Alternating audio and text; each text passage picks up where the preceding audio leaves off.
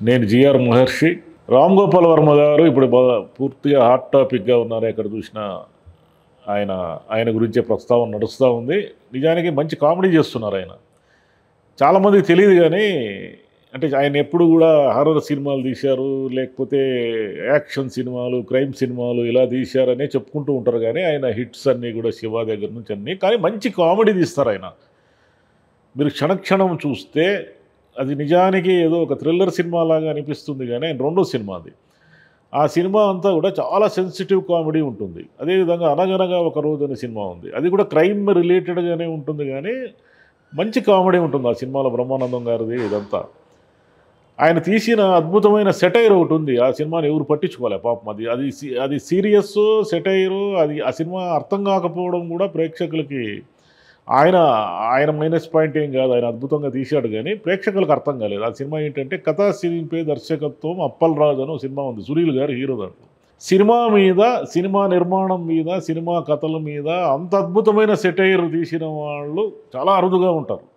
వర్మ గారు ఒకరు. ఇప్పుడు వర్మ గారు ఏమిటంటే ప్రాక్టికల్ సెటైర్లు వేస్తున్నారు. అందరూ ఏం చేశారు, నిన్న మొన్నటి వరకు అన్ని ఛానల్స్ను ఆయన పలానా ప్రకాష్ రాజ్ గారి గెస్ట్ హౌస్లో ఏదో రిసార్ట్స్లో ఉన్నారని, కేరళ పారిపోయారని, తమిళనాడులో ఉన్నారని, లేదు శంషాబాద్లో ఎక్కడో ఆయన టెలిఫోన్ సిగ్నల్స్ దొరుకుతున్నాయని, లేదు ఇంకా కాసేపట్లో గంటలో అరెస్ట్ అని, రామ్ గోపాల్ వర్మ పని అయిపోయిందని, వర్మ ఇక నువ్వు ఎంతో దూరం పోలేవని, ఇలా తమ్మునీల్స్ అని పెట్టారు కదా. రకరకాల తమ్మునీల్స్, మామూలు తమ్మునీల్స్ పెట్టారు. అందరినీ ఎద్దేవా చేస్తూ, అందరినీ సెటైర్ చేస్తూ ఆయన ప్రశాంతంగా ఎక్కడి నుంచో హాయిగా ఇంటర్వ్యూలు ఇస్తూ ఫుల్ ఎంటర్టైన్ చేస్తున్నాడు.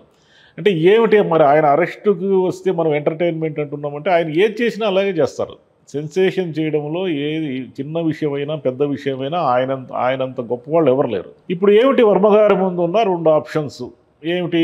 కోర్టు నుంచి ముందస్తు బెయిల్ తెచ్చుకోవాలి, కోర్టు ఆయనకి లేదు బెయిల్ ఇచ్చేయడము, లేదా కోర్టు ఆయన తరఫున ఆయన కేసులన్నీ వేస్ట్ కేసులు అవన్నీ కొట్టేవతలు బారేయడం, క్వాష్ ఏదో వేశారు కదా, అలా చేయడము ఒక పద్ధతి.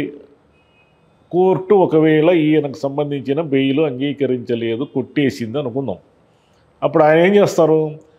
వీలైనంత ఎక్కువ కాలం, అంటే పోలీసులు అనేక బృందాలు, అంటే ఆయన ఏమైనా క్రిమినల్, ఇంటర్నేషనల్ క్రిమినల్, వీళ్ళు కూడా అలాగే ప్రచారం కూడా అట్లనే జరుగుతూ ఉంది. ఆయన ఏదో అంతర్జాతీయ నేరస్తుడైనట్టు, బ్యాంకులకు వేల కోట్లు ఎగేసి వెళ్ళిపోయినట్టు, లేదంటే ఒక 8-9 మర్డర్లు, మాస్ మర్డర్లు చేసేసి పరారైపోయినట్టు. 8-9 బృందాలు ఎతకాల్సినంత సీన్ ఏముందట? 8-9 బృందాలు ఎతికినా కూడా ఆయన ఏమన్నాడు ఇప్పటికీ తెలియదు. అది కదా గొప్పతనము. అంటే ఒక మనిషి కోసము, ఒక సెలబ్రిటీ, ఆయన ఎక్కడైనా ఎవరైనా గుర్తుపడతారు. ఆయన ఏమి మాస్కులు వేసుకునో మేకప్ మార్చుకుని తిరగలేడు కదా. ఆయన ఈ దేశంలో ఎక్కడైనా ఎవరైనా చాలా సులభంగా గుర్తుపట్టే అవకాశం ఉంది వర్మ గారు ఎక్కడ తిరిగినా. కానీ మీరు 8-9 బృందాలు అంటున్నారు, కానీ ఆయన కూల్గా అందరినీ చిత్తూరు జిల్లా భాషలో కిండల్ చేయడం అంటారు. కిండల్ చేయడం అంటే ఏంటంటే ఎగతాళి చేయడం. అలా ఎగతాళిగా ఆయన ప్రశాంతంగా ఇంటర్వ్యూలు ఇస్తూ, ఇంటర్వ్యూల్లో కూడా చాలా కీలకమైన, లౌక్యంగా, లాజికల్గా చాలా క్వశ్చన్స్ అడుగుతున్నాడు ఆయన. అవి ఏమిటంటే, లాజిక్ ఏమిటంటే, మహాభారతంలో ఒక పద్యాన్ని ఆయన కోట్ చేశాడు. ముందుగా వచ్చి తీవు ముందుగా చూసి తినేను అని. అక్కడ కృష్ణుడు ఒక లాజిక్ ఉందన్నమాట దాంట్లో. కృష్ణుడు లాజిక్ ఏమిటంటే, యాక్చువల్గా దుర్యోధనుడు ముందుగా వచ్చి ఆయనతో మాట్లాడడానికి వచ్చినప్పటికీ కాళ్ళ దగ్గర కూర్చోవడం ఇష్టం లేక తల దగ్గర కూర్చుంటాడు. అర్జునుడేమో కృష్ణుడు అంటే భక్తి కాబట్టి కాళ్ళ దగ్గర కూర్చుంటాడు. ఈయన దొంగనిద్దరు నటిస్తున్నాడు కాబట్టి కళ్ళు అలా చూసి అర్జునుడిని పలకరిస్తాడు. ఇది మహాభారతంలో కృష్ణుడి లాజిక్ అనమాట. ఇలా లాజిక్ పద్యాలు వర్మగారు మనకి ఉదాహరణ చెప్తూ కూడా ఆయన ఏమంటారంటే, అయ్యా మీరు అరెస్ట్ చేయడానికి వచ్చారు కదా, నా డెన్ వరకు వచ్చిన వాళ్ళు నా డెన్ లోపలికి ఎందుకు రాలేదు అనేది ఆయన క్వశ్చన్. మరి వీళ్ళు డెన్ వరకు పోయిన వాళ్ళు లోపలికి ఎందుకు పోలేదంటే, ఏదో ఆయన లేరు అని బయట ఎవరు సమాధానం చెప్తే వీళ్ళు అది నమ్మారు. పోలీసులు అంత సులభంగా ఏకంగా ఒంగోలు నుంచి అరెస్ట్ చేయడానికి వచ్చిన వాళ్ళు డెన్ లోపలికి, ఇంటి లోపలికి పోయి ఎందుకు చూడలేదు? మామూలుగా భారీగా అంటే సెర్చ్ వారెంట్ లేదు, ఇలాంటివి ఏమైనా లీగల్ అప్లికేషన్లు ఉన్నాయో మనకు తెలియదు. మొత్తం మీద నన్ను ఎందుకు అసలు నేను ఎందుకు అరెస్ట్ కావాలి? నా మీద పెట్టిన కేసులు ఏమి? నేను ఎప్పుడో సంవత్సరం క్రితం పెట్టానంటే, ఈ సంవత్సరంలో నేను కొన్ని వేల ట్వీట్లు చేసి ఉంటాను.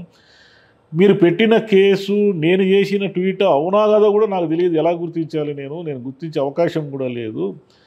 ఇది ఇలా కేసులు పెట్టుకుంటూ వెళ్తే ఈ దేశంలో ఎవరైనా, ఏ కార్టూనిస్ట్ అయినా ఒక కార్టూన్ వేయగలుగుతాడా? ఎవరైనా సోషల్ మీడియా ఉండేదే స్వేచ్ఛగా అభిప్రాయాలు చెప్పడానికి కదా. స్వేచ్ఛగా అభిప్రాయాలు చెప్పడం అంటే ఎవడి అభిప్రాయం వాడు చెప్తాడు. ఒకడు వ్యంగ్యంగా చెప్తాడు, ఇంకొకడు ఎగతాళిగా చెప్తాడు, ఇంకొకరు సీరియస్గా చెప్తారు. ఇలా రకరకాలుగా ఉంటాయి కదా.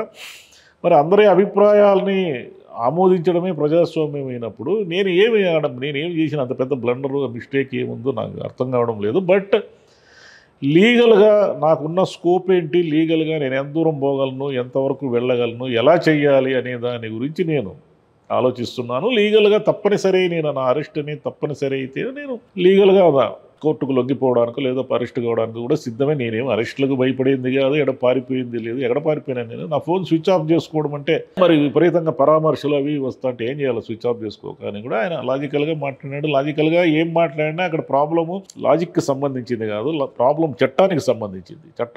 చట్టం ఏం చెప్తుందో ఆయన మీద పెట్టిన కేసుల్లో ఆయన ఏం చేయాలి, ఎలా చేయకూడదు కోర్టులు డిసైడ్ చేసి ఆయనకు ముందస్తు బెయిల్ ఇస్తే ఏ సమస్య లేదు. ఇవ్వకపోతే ఎంతకాలం అజ్ఞాతంలో ఉంటారు?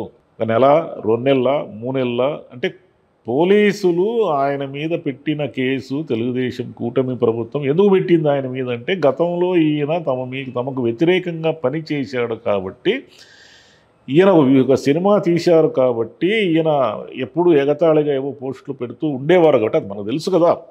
ఆయన పెట్టిన మాట వాస్తవమే. ఆయన్ని వేధించడానికి ఆయనకి జైలు జీవితం ఒక రోజన్నా చూపించాలని డిసైడ్ అయ్యి ప్రభుత్వం చేస్తూ ఉంది. అంతే తప్ప ఆయన ట్వీట్ల వల్ల మనోభావాలు గాయపడము, మనోభావాలు దెబ్బతినడము ఇవంతా కూడా రిడిక్యులస్. ఊరికి చెప్పుకోవడానికే కదా. ఊరికి ఏం మనోభావాలు దెబ్బతింటారు? తెల్లారులేస్తే నాయకులు పచ్చి తిట్లన్నీ తిట్టుకుంటూ ఉన్నారు. ఎక్కడ చూసినా సోషల్ మీడియాలో ఎవరికి వాళ్ళు తిట్లు శాపనార్థాలతో నడుస్తూ ఉంది. మనోభావాలు దెబ్బతినడం అనేదే వాస్తవమైతే మొత్తం దేశంలో ఉన్న కోట్లాది మందికి రకరకాలుగా మనోభావాలు దెబ్బతిని కొన్ని వేలు లక్షల కేసులు ప్రతిరోజు ఫైల్ అవుతూ ఉండాలి. మనం ఎవరి మీదైనా కేసు వేయచ్చు. నాకేదో ఫలానా స్వామీజీ మాట్లాడడం వల్ల నా మనోభావాలు దెబ్బతిన్నాయి అని ఒక స్వామీజీ మీద కేసు పెడితే ఆయన అరెస్ట్ చేయడానికి వెళ్తారా? వెళ్ళరు కదా. ఎందుకు వెళ్ళరు అంటే అవన్నీ వేస్ట్ కేసుల కింద పోతాయి. సీరియస్ కేసుకు సీరియస్నెస్ ఎప్పుడు వస్తుంది అంటే గవర్నమెంటే రూలింగ్లో ఉన్నవాళ్లే అవతల వ్యక్తి సంగతి ఏదో చూద్దాం అనుకున్నప్పుడు రకరకాల కేసులు పెట్టడానికి ఏముంది, కేసులు ఎన్నైనా పెట్టచ్చు, రకరకాలుగా పెట్టచ్చు, రకరకాల రూపాల్లో పెట్టచ్చు. కాబట్టి రామ్ గోపాల్ వర్మకి స్పష్టంగా తెలుసు నన్ను గవర్నమెంట్ అరెస్ట్ చేయదలుచుకుంది కాబట్టి ఇట్లా డమ్మీ కేసులు ఇవన్నీ పెట్టింది. అయితే ఇవన్నీ డమ్మీ కేసులు, వేస్ట్ కేసులు అని కోర్టు ద్వారా ప్రూవ్ చేసి ఆయన ఈ వ్యవహారం నుంచి బయటపడడానికి ప్రయత్నిస్తున్నారు. కోర్టు ఒకవేళ ఆయనకి వ్యతిరేకంగా అంటే లేదు, బెయిల్ గీలు ఏమి లేదని పిటిషన్ కొట్టేస్తే ఆయన ఇప్పుడు కాకపోతే రేపు కాకపోతే అంటే 8 ఏదో రకరకాలుగా వస్తున్నాయి కదా సోషల్ మీడియాలో, అన్ని బృందాలు ఎదుగుతున్నాయి, ఇన్ని బృందాలు ఎదుగుతున్నాయని. మరి ఇన్ని బృందాలు పెట్టిన వాళ్ళు ఇంకొక 10 బృందాలను అదనంగా పెట్టరని గ్యారంటీ ఏమున్నది? ఇప్పుడున్న టెక్నాలజీకి కొంచెం కష్టం కూడా. ఒక మనిషి ఎంతో కాలం అంటే దాక్కొని ఉండలేడు. ఐడెంట్ సీక్ గేమ్ ఎంతో కాలం నడవదు. అయితే వర్మగారు ఏం చేస్తారంటే కోర్టు తనకు ఒకవేళ వ్యతిరేకంగా పిటిషన్ కొట్టివేయడం అంటూ జరిగితే ఆయన తన అరెస్టును కూడా ఒక పెద్ద ఈవెంట్ చేసేసి కొన్ని వందల ఛానళ్ళు అవి ఇవి అని వచ్చేసి వాళ్ళ సమక్షంలో తాను అరెస్ట్ అయ్యి, వర్మ అంటే మామూలుగా ఉండదు, ఏం చేసినా కూడా ఒక రేంజ్లో ఉంటుంది అనేసి ఆ కేసు సోషల్ మీడియాకి వీటన్నిటికి కూడా మీడియాకంతా కూడా ఇప్పుడు ఏదో ఒకటి ఆటాటు బర్నింగ్ టాపిక్ కావాలి కదా. ఇప్పుడు 4-5 రోజులుగా ఆయన టాపిక్కే నడుస్తూ ఉంది.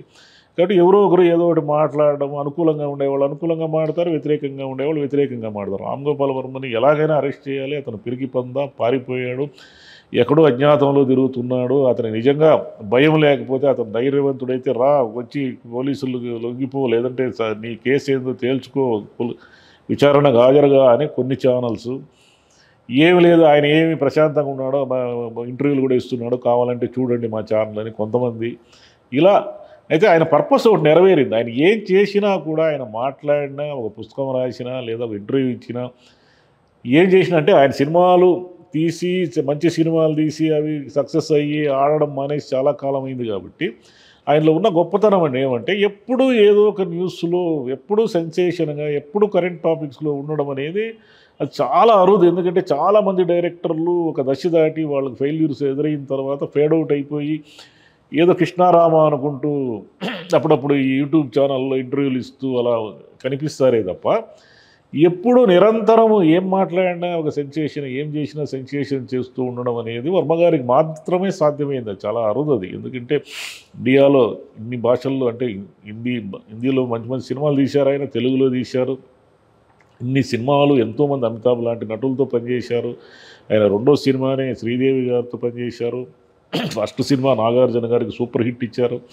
ఇన్ని సెన్సేషన్స్ చేసిన వర్మగారి కథ చివరికి ఏమవుతుంది, ఎలా మలుపులు తిరుగుతుంది అంటే మనకు చాలా క్లియర్గా అర్థమయ్యేది ఏమిటంటే ఆయన ఏదో ఒక రోజు ఈ పోలీసు బృందాలకు దొరికేది లేదు, ఏమయ్యేది కాదు. కానీ ఆయన ఏదో ఒక రోజు అంటే ఒక వారమా లేదా కోర్టు ఆయనకు వ్యతిరేకంగా చెబితే ఒక వారమా, నా 10 రోజుల 20 రోజులు అంటే మళ్ళీ నెలల సంవత్సరాల అజ్ఞాతంలో ఎవరు ఉండలేరు కదా ఇంటర్వ్యూలు ఇచ్చుకుంటూ.